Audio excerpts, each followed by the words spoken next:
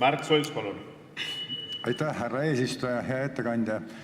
Küsimus selline, et kui toimus 2008. aastal see järsk majanduslangus ja koondamised ja töötute arv ja armee kasvas meeletu kiirusega, siis väga paljud laenuvõtjad pidid oma eluasemetest loobuma, pank tõstis ennast korteritest välja.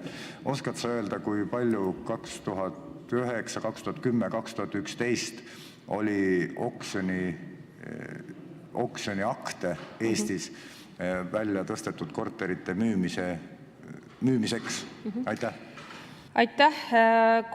2008. aastal kohtutäiturid koostasid 326 akti, 2009 413 akti, 2010 461 akti ja 2011 486 akti.